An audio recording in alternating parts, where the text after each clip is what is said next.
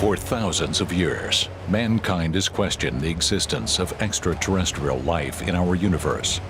Sooner or later, we're going to see some kind of signs of extraterrestrial life. We need to prepare. The chances that aliens exist in some form is highly probable.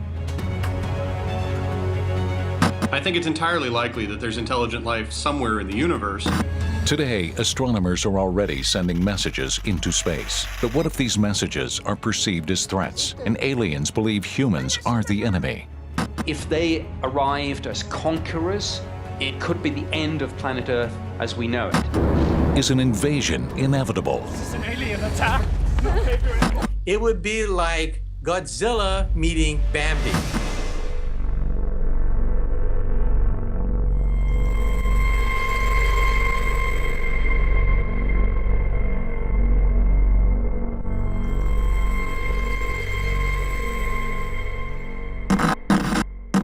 I think there's almost 100% chance that there are alien forms of life in the universe other than our own.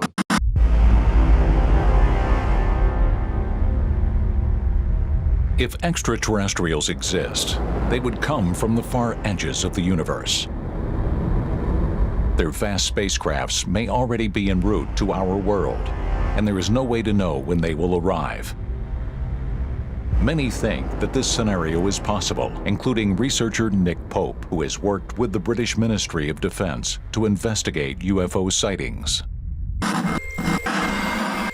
There's no reason why intelligent extraterrestrials couldn't already have started their journey. It could be a year's time, it could be a month, it could be a week, they could arrive later today.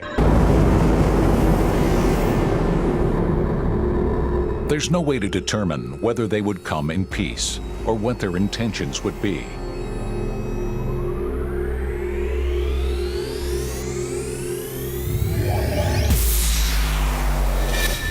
Extraterrestrial contact with our planet would change life as we know it. Nothing would ever be the same.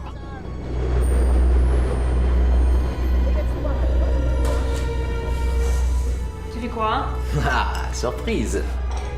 The arrival of extraterrestrials could mean extinction for the human race. It's impossible to know exactly what would happen, but scientist Ben Moore thinks it comes down to two basic principles. If alien life came here, they would be coming because they were curious or because they were unfriendly. Our Earth is just a mere speck in a massive universe. Statistically, scientists believe that this may mean that there could be millions of other civilizations like ours out there. The Earth orbits the Sun just like 7 other planets. But our Sun is not unique. It is only one of more than 100 other billion bright stars in our galaxy, the Milky Way. And even the Milky Way is just one of 1 trillion more galaxies.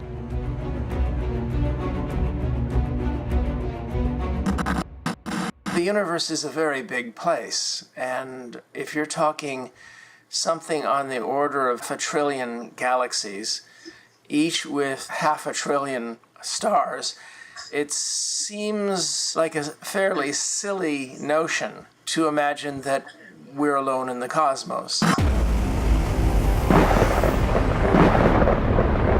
Some scientists believe it is only a matter of time before aliens finally reach Earth. Tiens, ouvre le vin.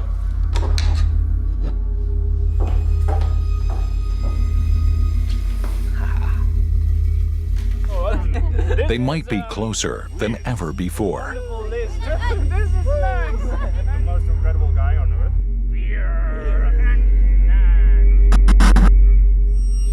If there is life, intelligent life, other civilizations in our small part of the galaxy, we will find them in just half a dozen years or so. Does life exist in space? The answer might lie within Earth's closest neighbor, the planet Mars. Located over 34 million miles from Earth, researchers speculate that Mars is a planet that could support extraterrestrial life. In this infinite universe, the chances are that the same chemical processes that gave rise to life will have arisen many, many times elsewhere. One place that we might find life is within our own solar system. There are suggestions, for example, that there's microbial life on Mars. In 2003, ESA sent the Mars Express probe to the Red Planet. Its mission: find water, the basic substance of life on Earth.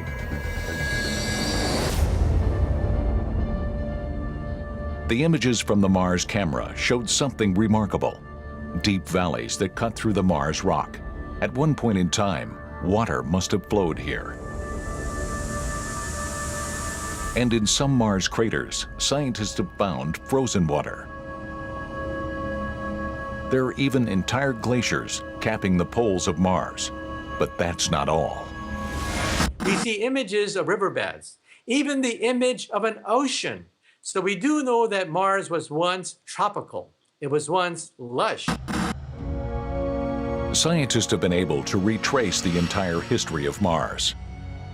4 billion years ago, a gigantic sea covered a third of the planet.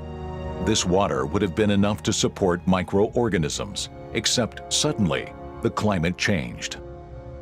And for some reason, Mars lost its atmosphere and cooled down, and the water evaporated or became frozen within the surface soil. It may have had life in the past. But if just a small amount of liquid water is still present, there is still hope for life on Mars.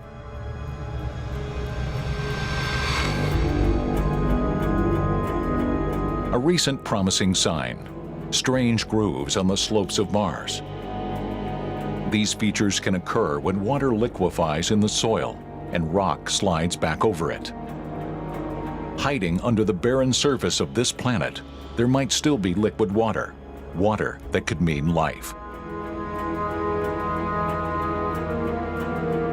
Except on Mars, temperatures can drop as low as -121 degrees Fahrenheit. With no atmospheric protection, dangerous cosmic rays can directly strike the planet's surface. Is it even possible for life to survive in these conditions?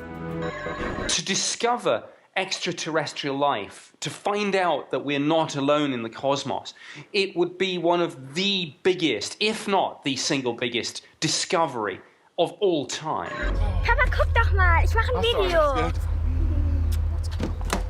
Und pass schön auf Mama auf, ja? Extraterrestrial arrival would be a sudden and shocking event. No one would be ready. Our vulnerable planet could be attacked by hostile invaders.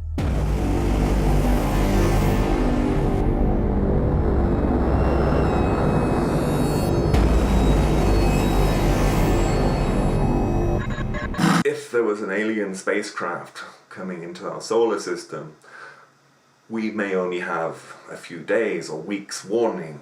They are very hard to see. To answer the age-old question of existence of life on Mars, scientists take a deeper look at a continent on Earth that can mimic Mars' icy climate: Antarctica. Researchers from the German Aerospace Center are looking for extremophilic organisms, microorganisms that can handle the harshest cold.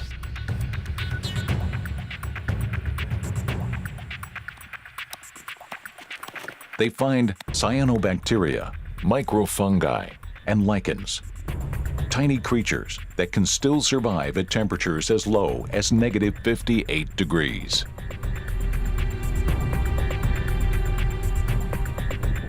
These extremophilic organisms clearly show us that life can exist in the most unbelievable places. We find life in the most extreme locations on our planet. So why shouldn't organisms also exist on Mars, which is also an ice-cold desert? At his lab in Berlin, Jean-Pierre de Vera needs to test whether these organisms from Antarctica can cope with even more extreme conditions.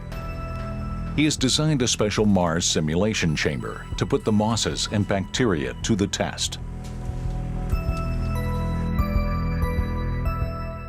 This is our Mars chamber. We've made it as close as possible to the condition of Mars. These temperatures go extremely low, -58 to -103 degrees Fahrenheit. To match the paper-thin atmosphere on Mars, the pressure is dropped to 6 millibars. Air on Earth contains less than 1% carbon dioxide. The air in this chamber is almost 96% carbon dioxide. Under these conditions, most earthly creatures would immediately perish, but the extremophilic organisms from Antarctica survive. So far, what I've discovered in the Mars chamber has been very surprising. Even under the Mars conditions, the fungi could form proteins, and bacteria still produced methane. These algae and lichen could still be able to carry out photosynthesis even under Mars conditions. For this reason, we want to take the next step. We need to do these same tests in space.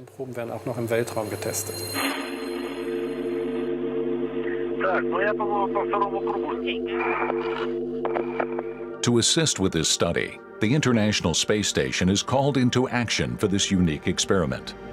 With a risky setup outside, the astronauts assemble an experimental lab on the external surface of the space station. Several hundred samples, including the bacteria, fungi, and mosses, will be exposed to cosmic radiation, orbiting the Earth for over a year. If these organisms can survive in space, they may also have managed to survive on Mars. Life can exist on Mars. Based on the experiments we've done, it's clear that today's Mars is a viable planet. I believe we need to seriously look for life on Mars.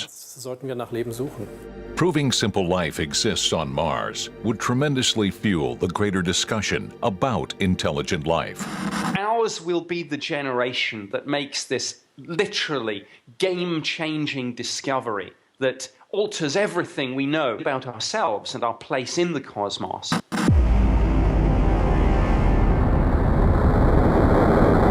But others in the cosmos may be trying to find our world.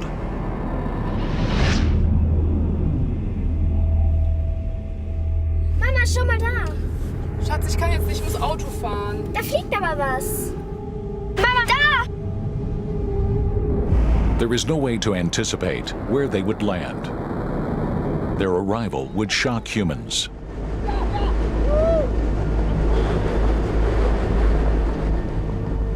Was denn? Was ist denn?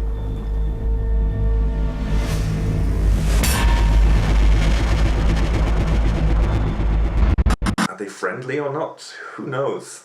I would hope they're friendly, and that first contact would be in a friendly fashion.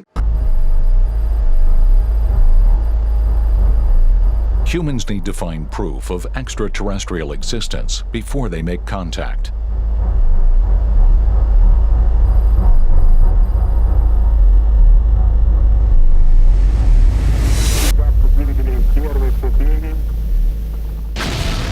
March 14th, 2016. At the Russian space station in Baikonur, they are launching another new project to find out even more about Mars. ExoMars is a joint project of the European Space Agency, ESA, and the Russian space agency, Roscosmos.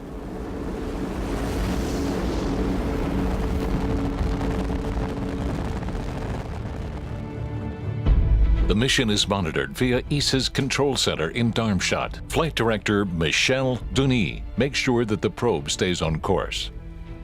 La mission ExoMars a une ambition ExoMars' mission is to find traces of life on Mars. That could be life that used to exist or maybe even still exists today. sur Mars. Since on Earth, methane is mostly produced by living things, the Trace Gas Orbiter is designed to detect methane and then find the source of the gas. Ce soit peut-être du The methane on Mars might be generated by volcanoes. peut-être des phénomènes We believe that those volcanoes are now extinct, so it could be produced by minerals, or it could be created by living organisms. complètement exclus, des phénomènes vivants. In the next phase of the mission, a rover will land on Mars, since cosmic radiation makes the surface itself too hostile for life forms. The rover will search for life in the ground. Protected from lethal radiation under the surface, microbes could still be alive.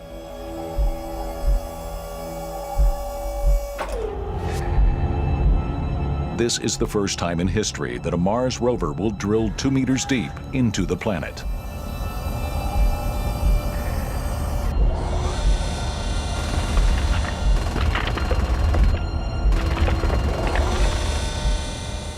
Plus on va en profondeur, plus on remonte dans l'histoire. The deeper we drill, the further we can go back in history, increasing the chances that we will find life. Sur Mars, au cas où elle est disparue. The soil samples are examined immediately at the site. A special set of instruments on board the rover analyzes the drill cores for traces of life. But even after all this effort, there is still a chance that Mars may actually be a dead planet. There are still other potentially habitable worlds. The 2 moons orbiting Saturn, Titan and Enceladus, could hold life in the ice that covers them. Gas giant Jupiter also has its own ice moons, Ganymede and Europa. Underneath their ice crusts, they may have oceans of liquid salt water, which could be teeming with life. Our next hot candidates are still in our solar system. We definitely want to look for life on the ice moons. One of these moons is very active, and we can tell that it is spurting out ocean material. That's exactly what we want to see. If something is coming out of the ocean, there could be life in that material. Future missions could finally reveal if there is life in our solar system.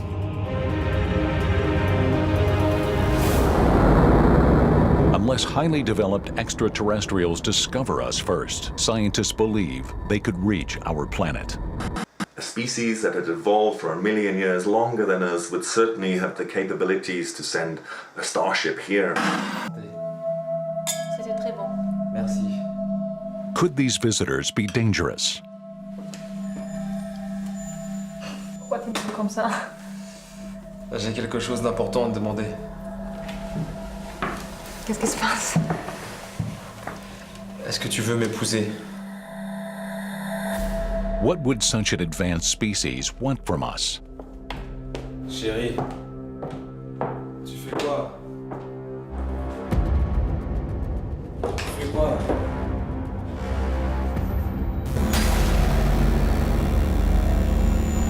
If aliens decided to conquer our Earth, would we even stand a chance?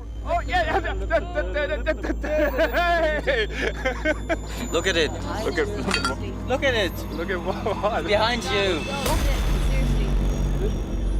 If they arrived as conquerors, it could be the end of planet Earth as we know it.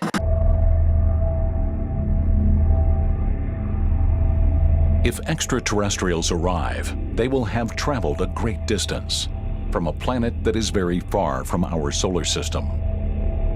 How do we identify where they will come from? One man is getting closer to the answer. Swiss astronomer Michel Mayor is on his way to an observatory in France. It was here in 1995 that he made a breakthrough discovery.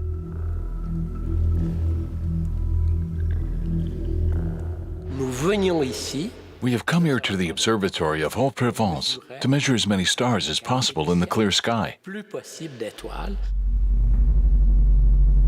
In just his first week, Mayor was able to pinpoint 142 stars. And there's something very peculiar about one of them. Star 51, Pegasi, seemed to be moving. A small strange wobble that made him think that it could have a planet in its orbit. Quand on mesurait nos objets, Looking at them from Earth, most stars appear to have a steady, even speed. But we have noticed that 51 Pegasi actually changed its speed in a very specific way. sa vitesse qui était très particulière. Mayor has a theory. The gravitational pull of this star holds onto a planet, but the planet itself is tugging back, causing the star to also make a small movement. Astronomers call this a change in the radial velocity, which causes a shift in the way the light of the star reaches us back on Earth. As it moves forward, it is seen as bluish. As it moves back, it is perceived as red. Mayor checks these tiny deviations in the light spectrum with his spectrograph.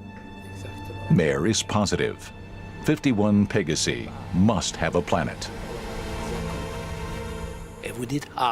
This was our proof that there was a planet orbiting the star. For the first time ever, an exoplanet has been identified, a planet outside our solar system. The newly discovered planet is located in the constellation Pegasus, 50 light-years away from Earth, and it's been given a name, 51 Pegasi b. This was the first time that we found a star other than our sun that actually has a planet.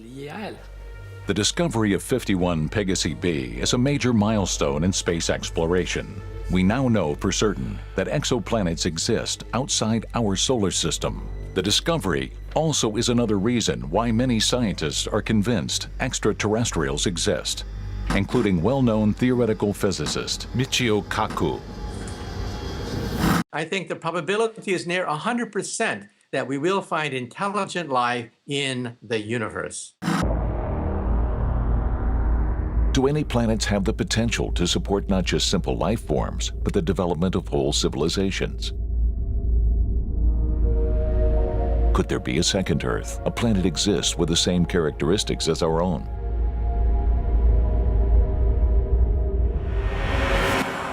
Three, two, engine start, 1, 0, and liftoff of the Delta II rocket with Kepler. In 2009, the Kepler telescope was launched into space. The telescope's main task: fly through space to search for new exoplanets.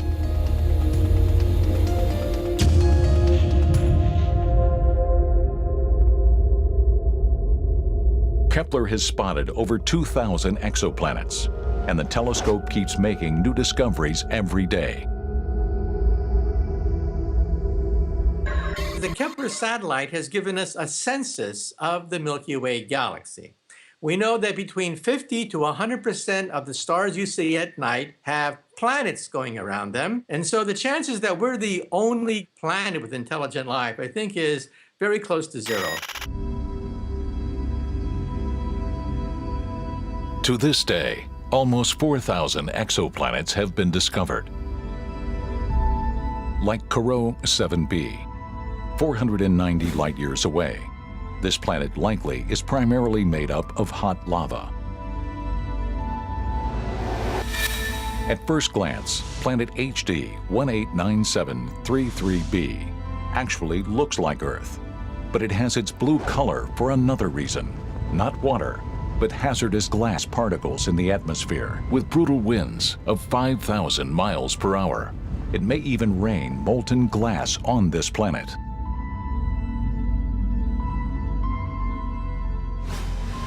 (55 Cancri E) may actually possess a diamond core. The surface is a scorching 3,600 degrees Fahrenheit, and the atmosphere of this exoplanet contains high amounts of a toxic prussic acid. Life as we know it on Earth could not exist here. A shadow Earth, or Earth 2.0. I think that's what we'll be looking at. Alien invaders may come from a place much like a second Earth. Then why would they need to come to ours? Aber da fliegt was. Ja, das ist ein Flugzeug bestimmt. Wir fahren ja auch zum Flughafen. Das sieht aber nicht so aus wie ein Flugzeug. Da! Oh mein Gott, was ist das denn?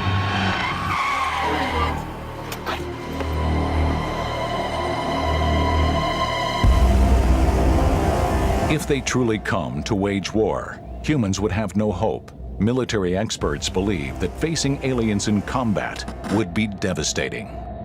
If an alien civilization has the ability to cross interstellar space to reach Earth, they undoubtedly have advanced technology. If their civilizations are more advanced than our own, how can we prepare for contact?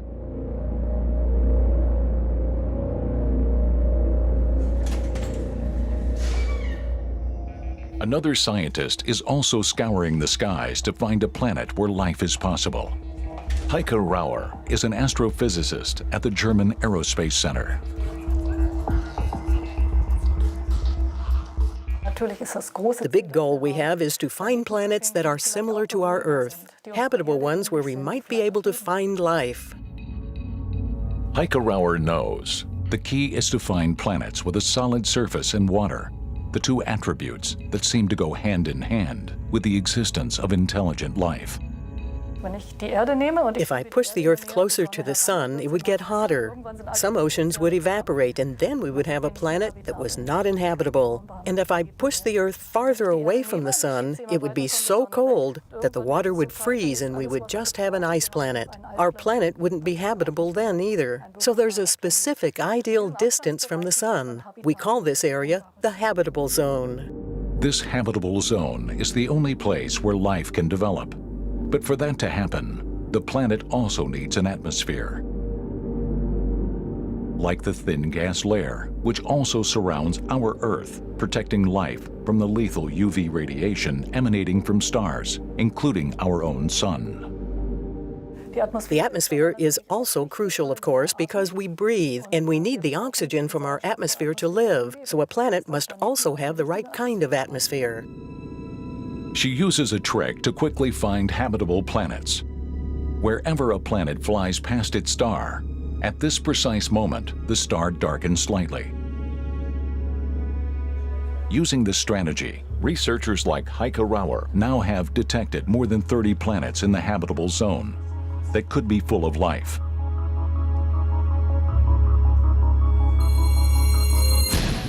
One planet looks particularly promising to researchers. Kepler 452b, a planet 1,400 light-years away in the constellation Cygnus. This planet is amazingly similar to Earth. Its star has a similar size and temperature to our Sun. For a round trip around the star, it takes 385 days, just a little longer than our Earth's orbit, and the distance to the star is just right. Getting closer and closer to finding a world very much like our own. I think it's only a matter of time now, and I think it could be staggeringly close. A new European telescope has the means to finally find this second Earth. This advanced device is called the European Extremely Large Telescope, EELT for short. By 2024, the telescope will be stationed in the Chilean desert. It will be the largest of its kind in the world. At the assembly hall of the European Southern Observatory, technicians test the parts that will later become the telescope's main mirror. So what we have here is the very first prototype of the primary mirror of the ELT. So we need a very large mirror, which is impossible to build today, in a monolithic piece. Close to 800 individual hexagonal mirrors will be put together to create the telescope's 40-meter massive mirror. Up to now, we've been building telescope up to 8 to 10 meters, but now we have the technology to build something which is extremely large. 40 meters in diameter is as big as the Alliance Arena nearly, and it's enormous. The scientists hope that the telescope's power will finally prove that there is life on an exoplanet. They want to use the telescope to examine the planet's atmosphere. As soon as the planet moves in front of its star, using the color, scientists can determine what kinds of molecules it contains. The ultimate proof is to identify some specific markers, some ozone, for example, some specific elements in the atmosphere of this planet that can only be produced by life, by plants, by little creatures in the ecosystem. With the new telescope, researchers are aiming to find proof of life within the next 30 years. So it's definitely in our lifetime. So in the next decade, we will be able, with the ELT, to really understand if there is life, potential life or not. Is it possible that extraterrestrials are already also watching us? Are they planning a visit? And for what purpose? Sooner or later, we're going to see some kind of signs of extraterrestrial life. We need to prepare. An extraterrestrial attack would be the greatest catastrophe in human history.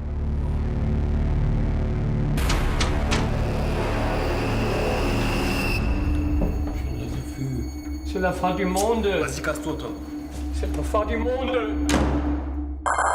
Is life out there like on Earth?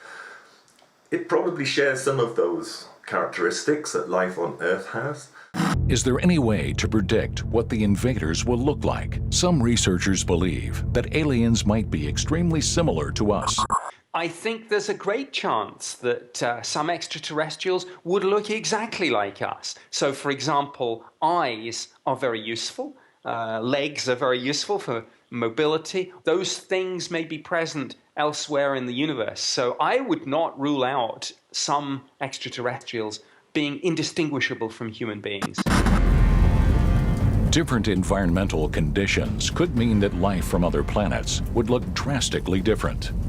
These organisms would need to endure extreme heat or extreme cold. If they came from a planet with stronger gravitational forces, extraterrestrials may have adapted and developed massive muscle to fight against gravity's pull. Small, compact creatures would have the advantage on this type of planet. Or a planet with less gravity. Aliens would need much less muscle to move around. Their planet could be populated by thin giants. All life on Earth is made up of carbon and water. But in another world, it's possible that life developed from entirely different chemical elements.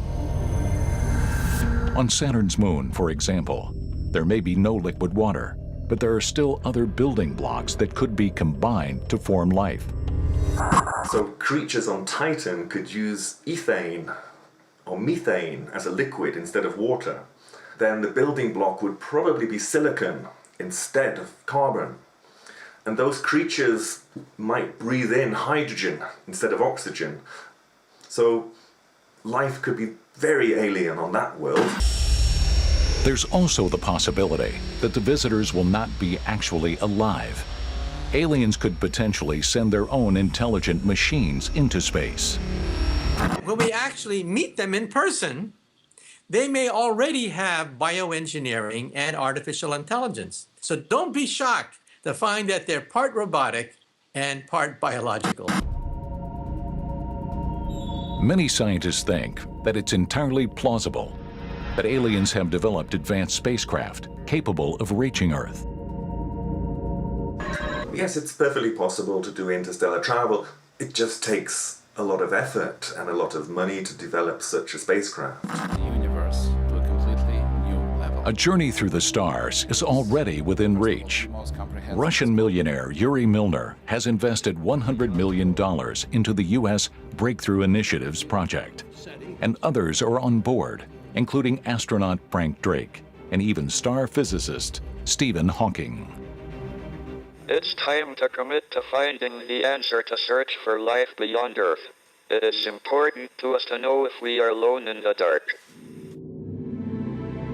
The plan is to visit our neighboring star system, Alpha Centauri, only 4.2 light years away from Earth. Scientists have discovered that in this system, the red dwarf star Proxima Centauri is orbited by an Earth-like planet.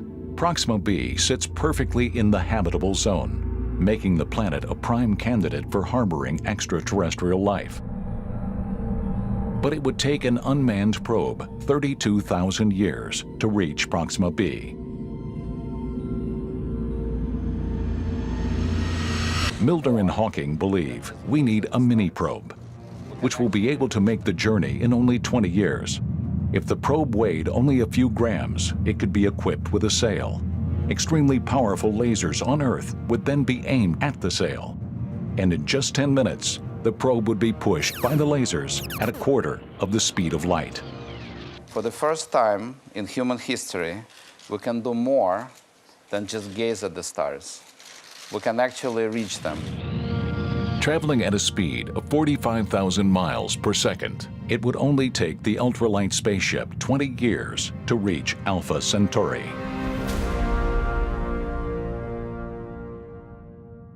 If sentient life is based upon expansion and based upon exploration, then it's entirely likely that other sentient species are also engaging in interstellar exploration. Advanced civilizations could have developed entirely different technology. Some researchers believe that the most progressive aliens can tap the energy of entire stars to create wormholes that they then use to travel through space and time. We have come from horse and cart to stealth fighter and space rocket in 200 years. Now imagine a civilization with a million-year head start, which is not difficult to conceive of in a universe 14 billion years old. So let's not rule out the fact that if there are civilizations out there, they may come knocking on our door. Invasion by a higher-tech civilization poses a serious threat to the human race. In an attack, we would barely stand a chance. Ist es noch da? Humans would need to find shelter and safety as soon as possible. If this crisis would come to fruition, everyone would be caught off guard. But I think it's important to consider the possibility of interstellar species approaching the Earth that might be hostile, and consider what resources we might have at our disposal to allow us to defend ourselves. And time may be running out. Aliens may already be heading towards their target, Earth. But some alien hunters are more optimistic. One of the most famous hunters believes that aliens will be peaceful. Seth Shostak has devoted 50 years of his life to SETI research, the search for extraterrestrial intelligence. The American astronomer is convinced that his body of work will pay off. They're like a trillion, so that's a million planets just in our galaxy. It's like you bought a trillion lottery tickets. You know, a couple of them are going to be winners. So it just strikes me as inevitable that there is other intelligent life out there. Someday, we may be able to actually communicate with extraterrestrial civilizations, but are they already trying to get in touch with us? To find out, SETI researchers use radio telescopes, like the Allen Telescope Array in California. These telescopes can receive acoustic radio signals from deep within the universe. We point them in the direction of nearby stars, which we think might have planets, which might have life, which might have intelligent life. And we just look for signals that are coming from those directions, signals at one spot on the radio dial that would tell us, hey, you know, I don't know what they're saying, I don't know what they look like, but they've built a radio transmitter. And once upon a time, a signal just like this one reached Earth. 1977. The Big Ear Radio Telescope of The Ohio State University has its antennas aimed directly into space. Using these antennas, the telescope could capture every radio wave lying in its orbit, and suddenly it received a strange signal from space. Astrophysicist Jerry Amon was working on the Big Ear telescope. He could hardly believe it when he analyzed the recorded data. In those days, all the data were just printed out as numbers on a big printer, and he would just go through it and look to see if there was anything interesting that had happened the night before. One morning, he finds a big signal, and he gets so excited about it, he writes, "Wow," next to it.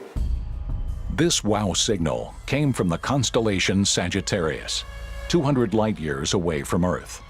With a 30-fold standard deviation, the signal was strong enough to be heard over the background noise of the universe, and it may have been sent out by another civilization. But the wow signal was never detected again. To this day, it is unclear if it is a result of something natural or if it was caused by something else. If extraterrestrials are sending signals to us, what would happen if they personally paid us a visit? People would respond in many different ways. Some people would literally panic in the streets. There's no connection. Okay, nobody knows what's going on. People are freaking out.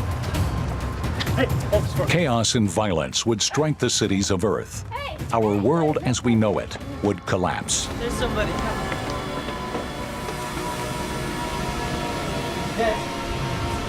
Let's get up here. Please, just go. Fear, shock, panic, anger. It's entirely likely that humans would be terrified. At the SETI Institute in California, Seth Shostak and his colleagues are still looking for recent signals. The astronomers evaluate data from radio telescopes all over the world. To date, they have not found any evidence proving that extraterrestrials exist. Therefore, many scientists criticize SETI search methods. See, we look for radio signals from intelligent planets, but that's looking at the wrong frequency. Why should they use old-fashioned radio to communicate? The alien hunters have not given up. To finally get in touch with extraterrestrials, some SETI researchers think that we should play a more active role in communication. Instead of listening to distant signals, our own messages should be sent into space. If you send to some nearby stars, so they're not terribly far away, 10 light years, 20 light years, then maybe you get a response while you're still alive and can enjoy a response. It would not be the first time that astronomers have sent a message to aliens. In 1977, the Voyager 1 probe made its way into space. Since then, it has reliably sent back data and images from our solar system.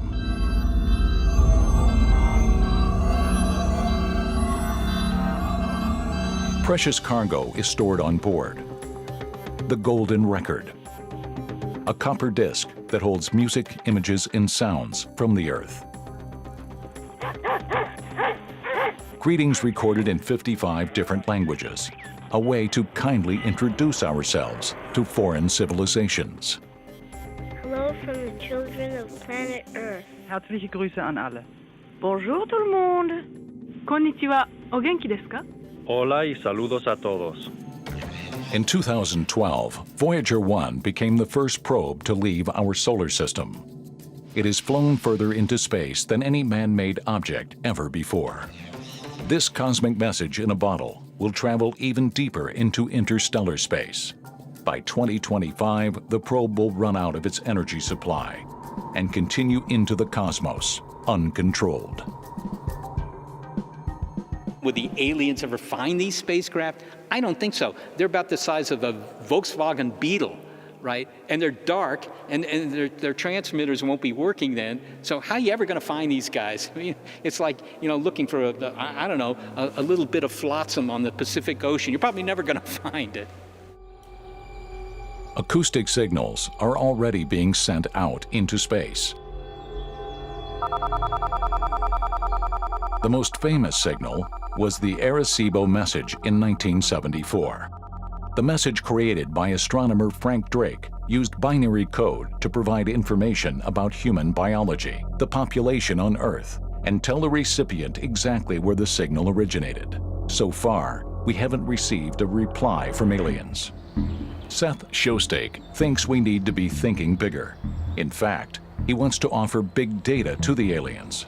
The more information they receive, the better they will understand us. I would send the internet, actually. I would just send everything on the internet. I mean, if you walk down to the beach and you find a message in a bottle and it's one sentence, you may never figure out what that message was about.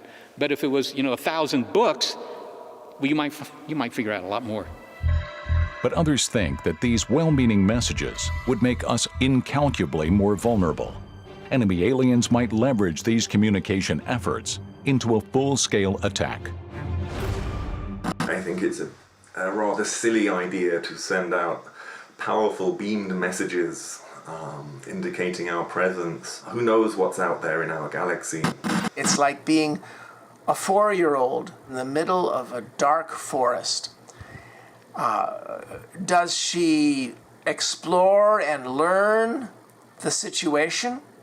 Or does she go running, screaming through the forest saying, "Monsters, hello, everybody, I'm here"?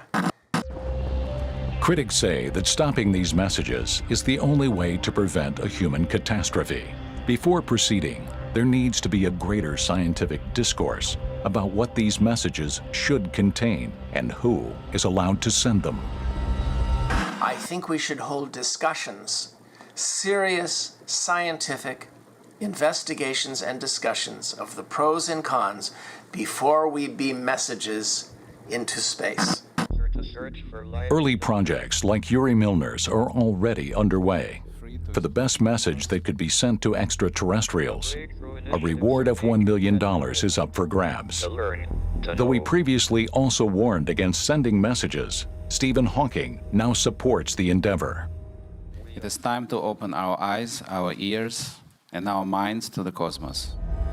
If extraterrestrials received our signals long ago, now it's too late for us to hide. Any society that could do that, any society that could come here and threaten you, they've got bigger antennas than we do. They can already pick up our television, our airport radars, all sorts of stuff. So we're already telling them we're here. Pandora's box might already be open.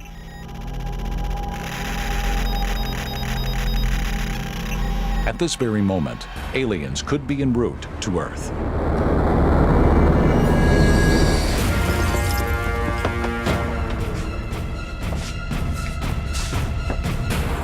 Fenster und Türen geschlossen. Die Regierung arbeitet an einem Notfallplan.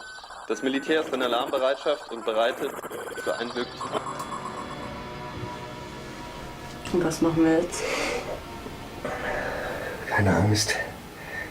Hier sind wir erstmal sicher.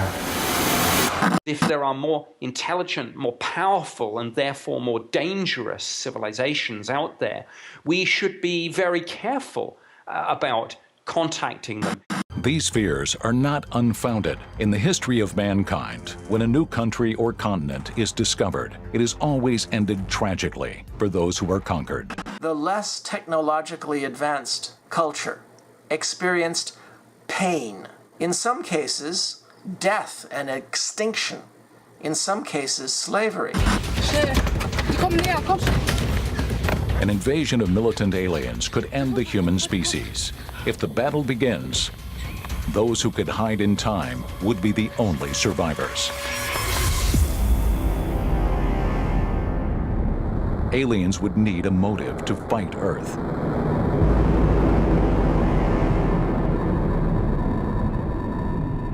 It is possible to conceive of other civilizations who are at war in the cosmos and who are perhaps desperate for new territories or new resources. They may look at the Earth and say, this could be our new home. Would universal war with extraterrestrial life be plausible solely for our resources? With so many planets out there orbiting stars that will have water and carbon and all the elements that are on Earth, there's no reason to come to a planet filled with life. This is an alien attack. Wait. Our planet is home to 7 billion people.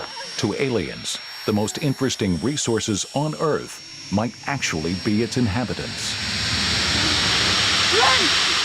If they are warlike, it would be like Godzilla meeting Bambi. It would be no contest whatsoever. Is there any way to prepare for this kind of disaster? Space agencies have emergency procedures to respond to dangers like meteorite impacts. Do they also have a plan in case of an alien attack? Scientists and military experts have already thought through what would really happen in an attack situation. An alien civilization approaching Earth as a potential target for conquest is going to first try to eliminate any kind of resistance. The simplest thing they can do to neutralize our weapons is to use the electromagnetic pulse. Without warning, all energy supplies would be shut off. Electronic devices, cars, and telephones would be useless, and humans would be suddenly powerless.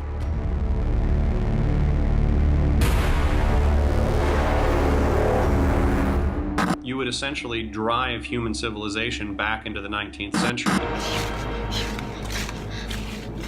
Earth's largest cities would be targeted first in an invasion, and most would not survive the brutal war.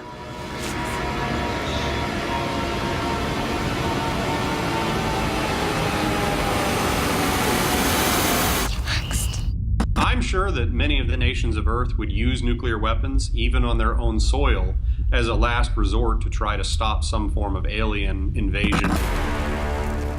Using weapons of mass destruction would destroy our own planet. Luckily, there is also another strategy. The first objective would actually just be survival.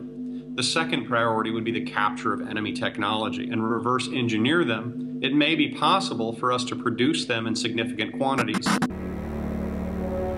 Even if aliens haven't planned a deadly invasion, it could still turn into war if we get in their way. And even if the aliens don't want to conquer us, even if the aliens don't want to eat us, even if the aliens don't want to plunder our natural resources, we might get in the way because maybe they have different intentions toward us. Humans would have no way to escape. We still don't know what's going on. We've gotten ourselves underground. If an enemy arrives that has such a massive disparity in their technological capabilities that you have no means of potentially fighting back, then perhaps your best opportunity to survive is to accept the changing nature of your civilization. If they came here with friendship, as explorers, that's great. We would hold out the hand of friendship ourselves. If they came as conquerors, I think we would simply have to surrender. This would be a war we could not win. Da ist jemand. Only one thing is for certain. Extraterrestrials' arrival would change our world forever. The only hope is that if they do come, they will come in peace.